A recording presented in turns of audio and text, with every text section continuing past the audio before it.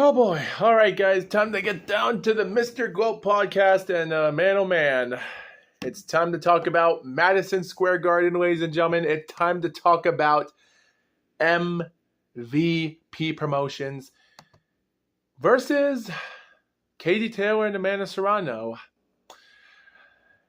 Man, what can I say about this? There were a lot of great moments here and hilarious, controversial moments. But if there weren't, then boxing would be boring. Also, guys, I like to let you viewers know, because it's the 13th of July, I also like to announce this as the 25th anniversary of WCW World Championship Wrestling, when they did their Bash the Beach, July the 9th, 2000, famous for Vince Russo and his shoot promo, when, we can already agree about that because of Vince Russo and how it was the last time that Hulk Hogan ever fought in WCW. So, man, 25 years. Also, guys, it's been 4 days, pretty much, since I living in my new rooms in my new house. So, what else can you say? But all I can say, guys, is that it's going to be really interesting, guys, because this is going to be a doozy. We have 8 fights. The first 4 fights are the preliminary card, which is more of the information. Guys, I did watch the preliminary cards. I didn't buy the pay-per-view, so I couldn't get a lot of the information in the first 4 matches. So I might have a little tiny bit of information on the last 4 matches. Well, except the super middleweight. Also, guys, so keep this in mind, guys. It's going to be interesting to talk about because this one is going to be interesting. We already have interesting commentators where we have Senicia Estrada and Andre Ward. And most importantly, Sean Grande, which is also another commentator in the show, which I don't know much about as much. But yes, Senicia Estrada and Andre Ward are part of the commentating. And even though I try to get a little bit about Andre Ward and his commentating, I got a lot of interesting information of Senicia Estrada. So, ladies and gentlemen, with 8 fights of competition, the first fight is going to be 3 minutes of 8 rounds. And the second fight will be also 8 rounds, but 2 minutes. And the last 6 fights are 10 rounds in 2 minutes. So, yeah, can't say much about that. Guys. So, after 3 minutes of competition, guys, it's time to get down to our GLOAT podcast. Tam Thibault versus Mary Casamassa.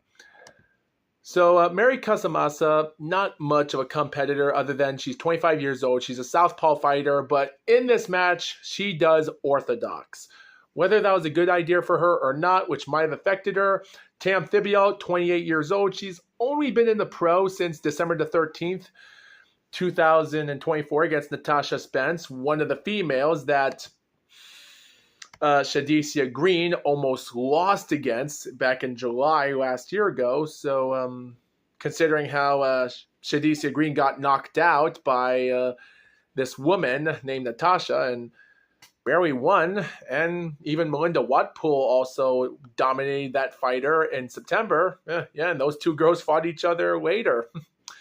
Tam Thibault won in her debut, which was a 3-minute bout. She fought against Sonia Darling, another journeyman fighter, in March. Also a 3-minute fight, KO win.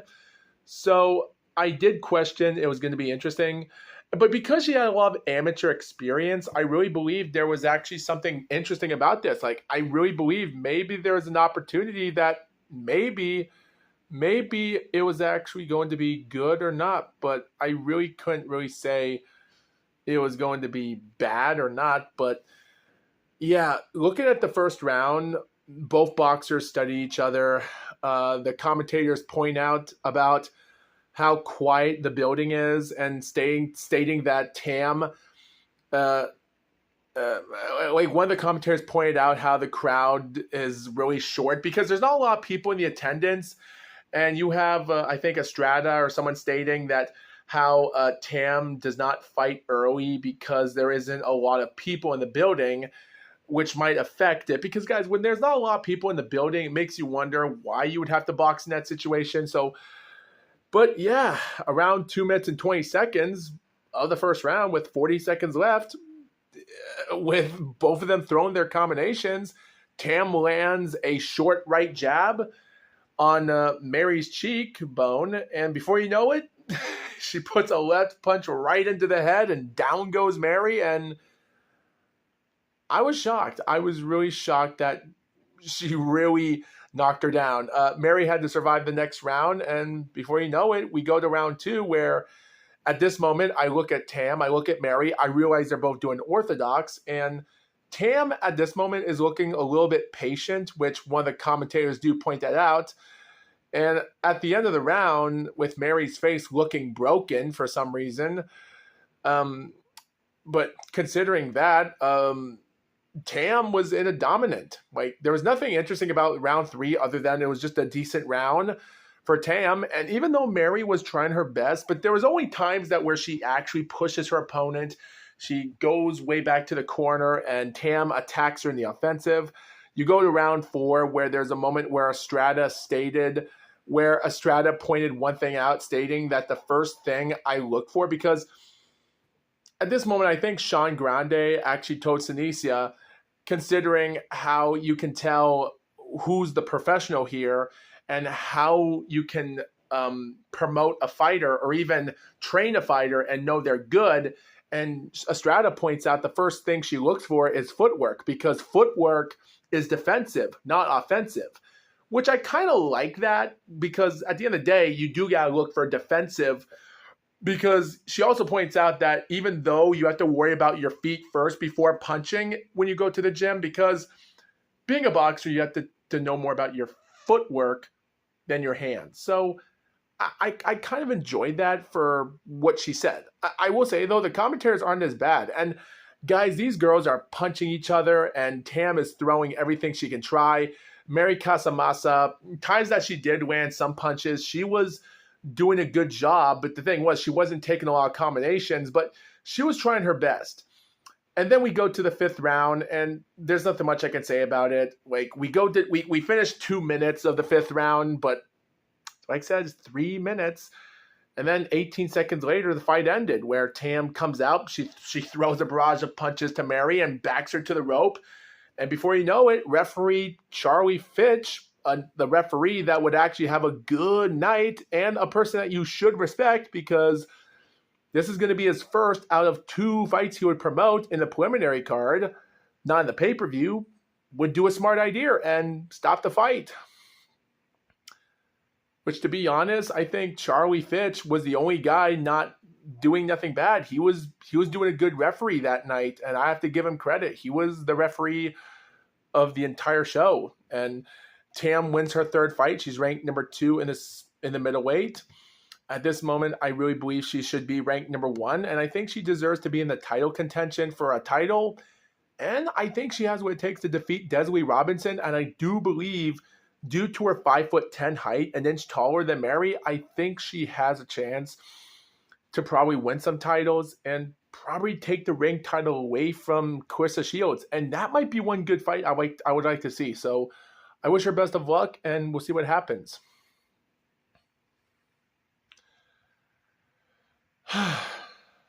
Finally,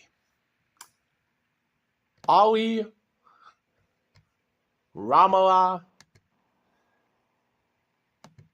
versus Lila Furtado. 2 girls with 2 losses in their last 6 fights. 9-2 Ali versus Furtado, 11-2 over 10 fights. They've already lost their fights, and at this moment, I'm already questioning that they don't have what it takes to be in the champion. Lila is a great Brazilian fighter, in my opinion, even though she's 34 years old. Ramallah, 35, and at this moment, I do believe they don't deserve to be in the ranks, to be honest. They've already lost against fighters, and ever since back in 2023, when Guzman defeated Ali in a KO, and Yamilif Marsado, which we'll get to her later, last year ago scored a unanimous decision win, a title shot against Ramallah. And to be honest, as for the Brazilian Lila, it was pretty tough.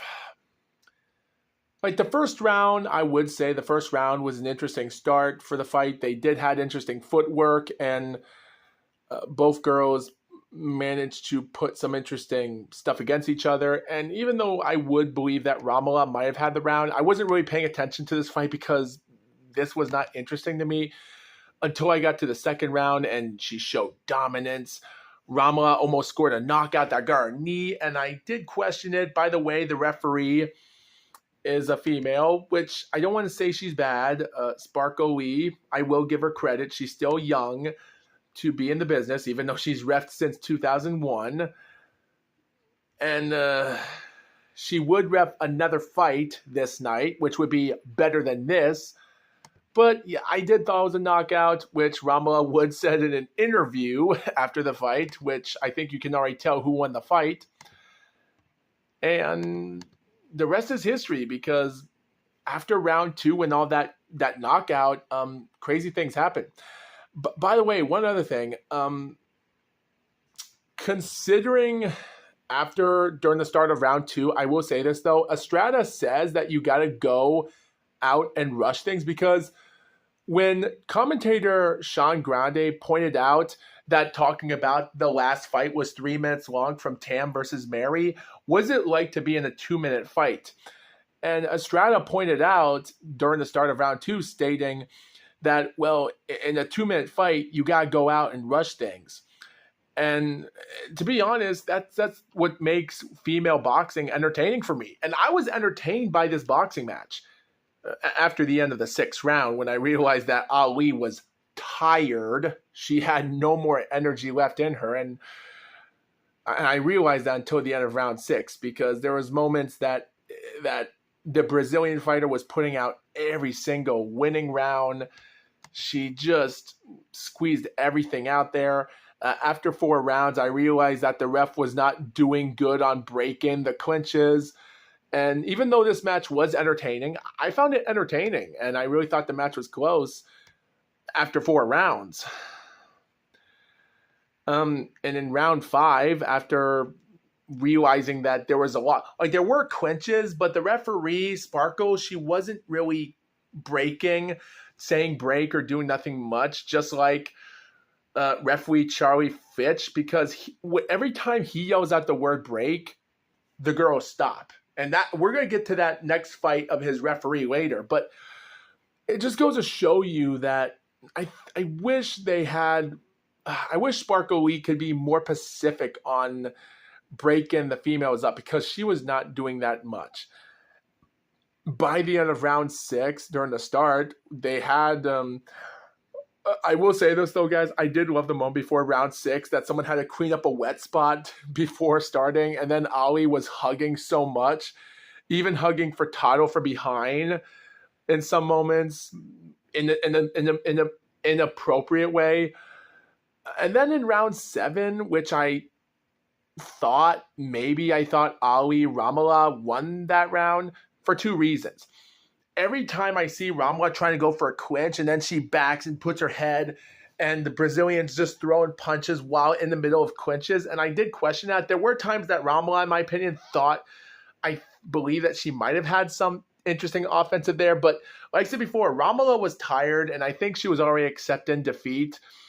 But she just wanted to end this fight, and that's what she did. And coming to the 8th and final round, she finished it strong at the end, which was great. I gave her a good round, and I gave it 5-3 favor of Furtado. But looking back at it and realizing who the promoter was promoting this fighter and who the fighter was, I was not questioning that Ramallah Ali was going to lose this fight, but realizing that after thinking that Furtado was not going to win this fight, because I had a feeling something was up. Like, I did almost had the fight 4-4 for both girls. So almost, because I thought round 7, maybe Ramallah might have won round 7. Just saying, because of the clinches and the fair punches I saw were from Ramallah most. So keep that in mind. But all in all, two of the judges had 77 to 75 and one had 78 to 74. And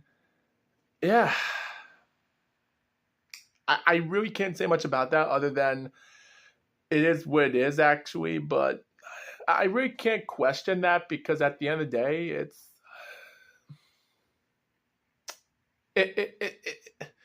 it was tough. It was tough for me to watch it. But guys, the best part about this, even though Andre Ward stated that when the announcer announces the winner of the fight and all the judges' scorecards were favored unanimous decision, Ramallah Ali, Andre says to respect Ali didn't deserve that win. And I will give credit for Senicia Estrada and Andre Ward for being honest and not making things controversial. But you know what makes this moment better? The interviewer with the glasses on, I keep forgetting his name, went to the interview of Ali saying that it was 100% tough. She's been out of the ring for 13 months, taking time out and her family relationship problems. And like Mike Tyson saying that everyone has a plan till they get punched in the face, which it was great for her to say that. And I'm not going to talk about interviews and such. That's not the case. But this one's interesting. The guy also, of course, Ali said all that, just to let you know. But the interview also says to her that he doesn't believe Ali won. But Ali cuts it back, stating that she deserved a win because of the knockout in round 2 that should have been a knockout. And guys, even though I will say, though, Sparkle Lee did actually almost kind of pause the fight a little bit, almost like it was a knockout, which would have been more dangerous if Ramallah would have continued punching. Then maybe it would have been a knockout because she thought maybe Sparkle Lee stopped and thought it was a knockout. But then it was like, oh, no, it wasn't a knockout. So that was controversial. It is possible that the referees thought that was cheaty. That should have been a knockout. So they just gave her extra points to win the fight. Whether the knockout did happen, would the fight be close? It's possible she won 4 rounds because I did thought Ramallah Ali might have won 4 rounds. But at the end of the day, it is what it is. And it goes to show you that there's people online saying this is why boxing stinks or sucks, but you guys decide that for yourself. All right, Chantel Cameron versus Jessica Kamara, guys. I don't have a lot of information to talk about this fight. There wasn't, guys, I will say, though, the fight was entertaining, but it's not a fight I want to talk about because Jessica Kamara was known for defeating the South Korean female of Hyunmi Choi last year, and I don't want to get to that. And Chantel Cameron, 3 fights during her loss against Katie Taylor, and she had to win WBC interim title against Ellen McHale and then Patricia Bergholt in November, thinking how those fights were tough. I really wasn't interested in this fight because I just didn't want Jessica to win. The information, I will say, though, guys, the first rounds were decent. Like, I'm not going to get into the details of the fight other than saying, to my opinion. Now, Chantel Cameron had a great domination round 1, and there were times in round 2 that she did have some interesting offensiveness, but there was closeness in round 2 for Kamara. And in round 3 was another round, but I did believe that Kamara might have had some interesting moments in round 3. Like I said before, I wasn't really interested in the fight as much as I should have paid attention to because I was interested in the Trinerka Johnson versus Sharetta Metcalf. So this one was way out of my eyes as much as it was. So when I had Kamara scoring round 3, which was obviously hard for me to understand even today, even reading my notes here, which is at this moment not really mattering as much than you would say, but yeah, not really much for an answer here, to be honest, because at this moment, there wasn't much to it because we come to round 4, we go to round 5, and Cameron dominates. But I will say, though, there was one amazing moment I will remember in round 6 where Kamara set it up this beautiful right from upstairs, and where Carmela finally gets a good punch in round 6. It was scary. And there are a moment that she had something there, and it almost got her opponent down. Well, maybe not down to the canvas, but it was pretty devastating. Just about. And then in round 7, where I believe there was another great round for Kamara, barely. Unfortunately, the final 3 rounds were Cameron, because after the start of round 8, there was moments where doctors came to check the left eye of Kamara before the 8th round started. But they continued the fight, and after the last 3 rounds were all Cameron or Chantel, which I thought the score was 97-93, but one judge had it 98-92 by Max DeLusa. And the Italian judge of Guido Cavarerio and another judge there with them gave it 99-91. So I question that. But yeah, at the end of the day, whether you thought it was a dominant fight or a close fight, in my opinion, and even there were times where the punches, because even after 6 or so rounds, there were times where punches were landed where Cameron, there was like a score of 78-76 after 6 or so rounds, and where Cameron was leading by only a couple punches landed after 6 rounds. So for reasons why the score was like that, but yet again, Cameron did deserve the win, whether I thought it was close for 7-3, but I'm not going to question that. Also, guys, just to let you viewers know one thing, the time is 10:51 p.m., and I don't want no one being disturbed asleep, so that's why I'm talking quiet. But yet again, that really doesn't matter, because there's only one fight I am really surprised to see.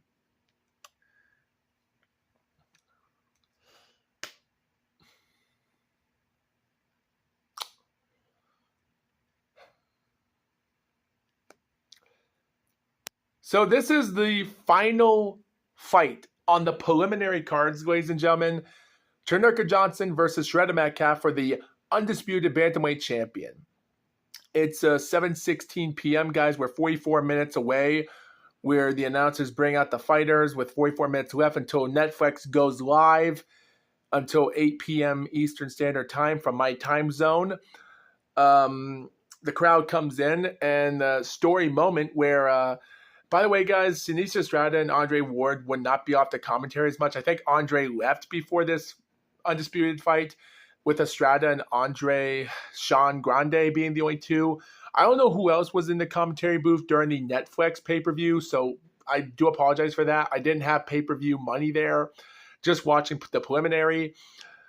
But yeah, I do love that they point out the information. Shredda enters the ring, and they talk about the story of her being in boxing, going to underground boxing, being known as a chicken, and just coming out of nowhere, defeating the Japanese woman of Mio Yoshida twice, and winning the bantamweight title in the second fight of their rematch.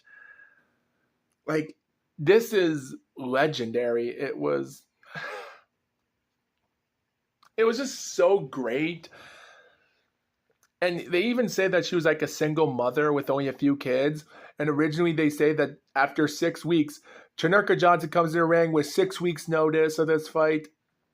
1 week more than the original buy of Anthony Joshua versus Jarrell Miller, which was now the Andy Ruiz fight, which was 5 weeks noticed. As the announcer announces the fighters, Metcalf gets a great crowd from the cheer. As the announcers also announce Chinurka Johnson, one of the crowd is whistling out loud for her. At this moment, I was more hooked onto this fight. But guys, this fight, people say this is a controversial fight. Boxing sucks, but it's just critics and people in their own fantasies just trying to make us want to believe it. It's like there's no such thing as aliens. F this whole thing. So, but guys, this fight was not bad. I give this match 5 stars out of 5. I love this fight. And you know what I love about the whole thing? One day before this whole show started, they had a bunch of weigh-ins in boxing where they had 2 females in each cards, whether it was the Johnson Metcalf or Jennifer Miranda and Lisa Baumgart, any other female were wearing thongs, which was actually pretty awesome. And of course, we know Johnson and her body paint incident from the Ellie Scottney, which wasn't that good, but you know what? It is what it is. It is what it is. But, guys, the first round starts out. And, guys, this is why I give this match 10 out of 10. First round.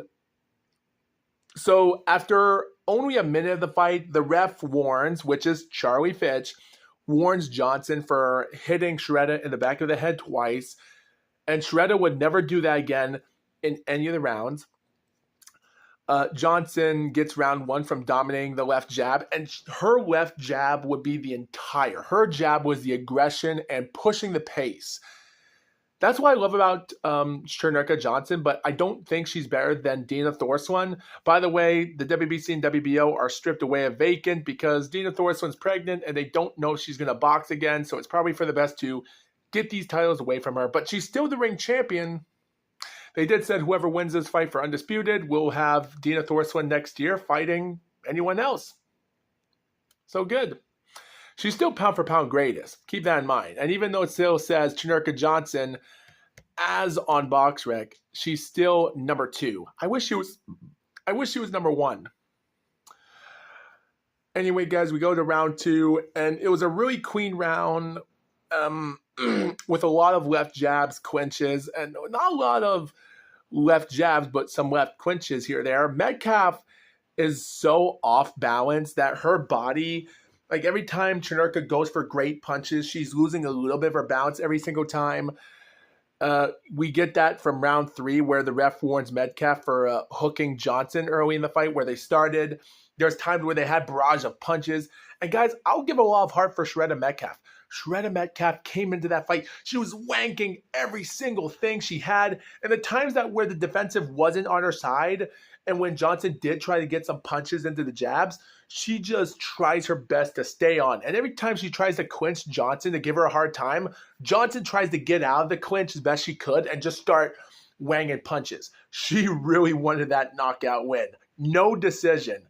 Johnson wanted to win this Undisputed title by knockout. By the way, guys, they also stated that if she wins, she'll become the first Australian to become undisputed. Fun fact, guys, did you know Chinurka Johnson is born in New Zealand? Meaning this is going to be one of the first times we'll see a New Zealand be champion? I think. I'll look that up. But anyway, guys, it's so crazy.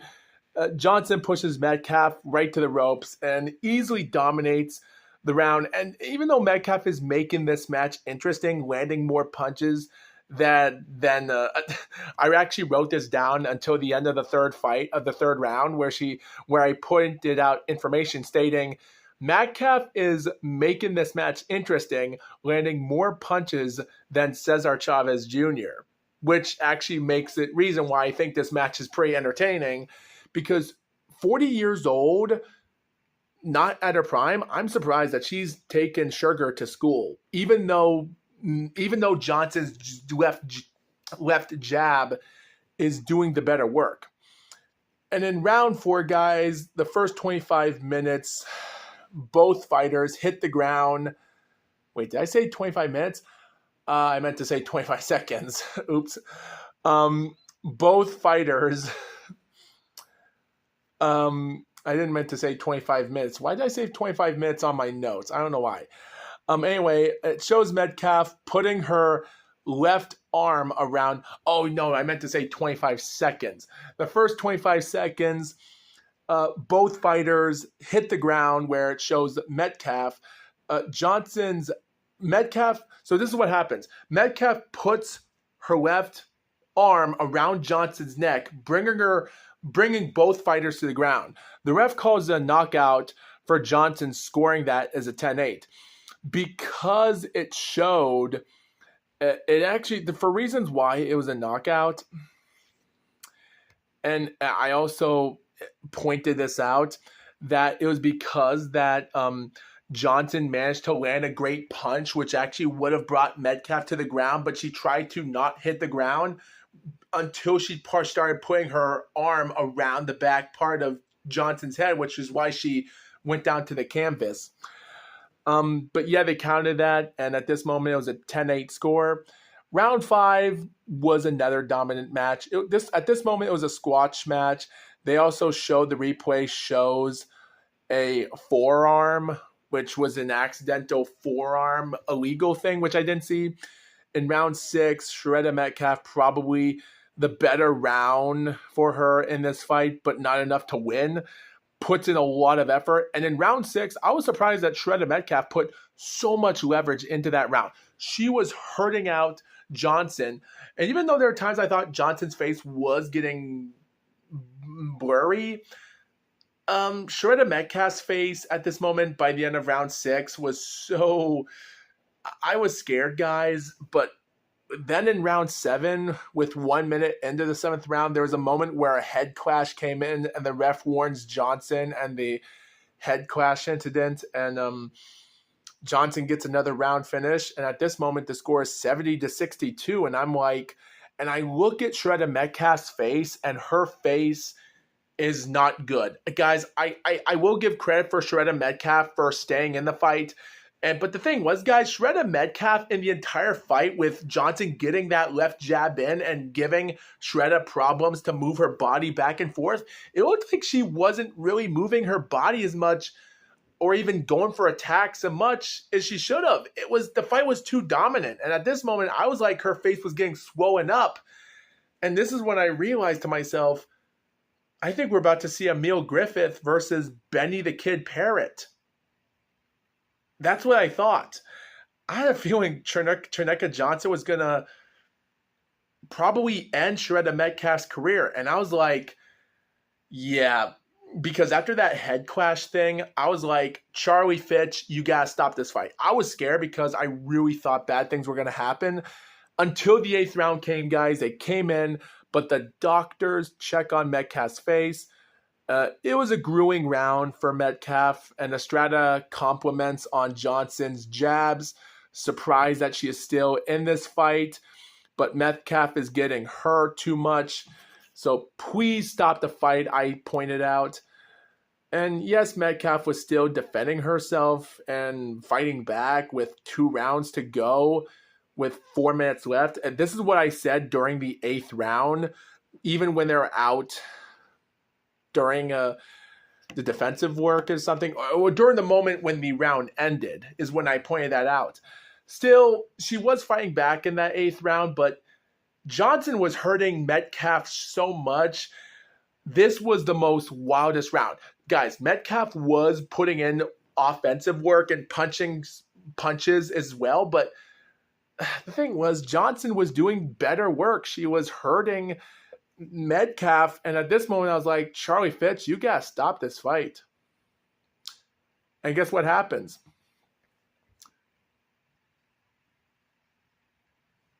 Round 9, 2 seconds,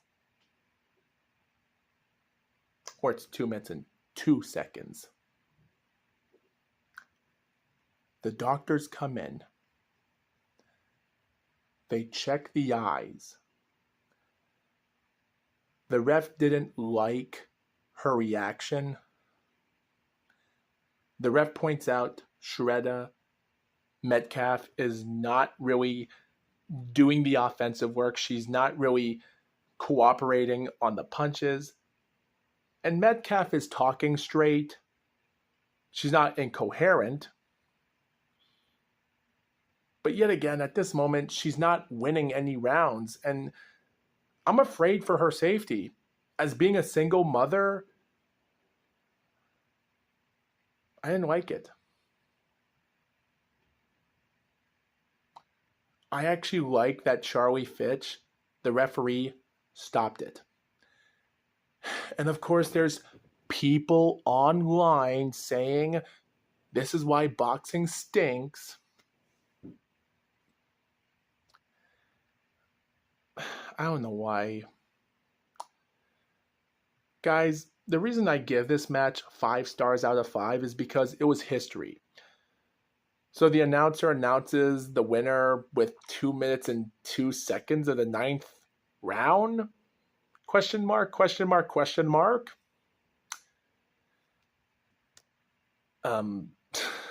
Okay.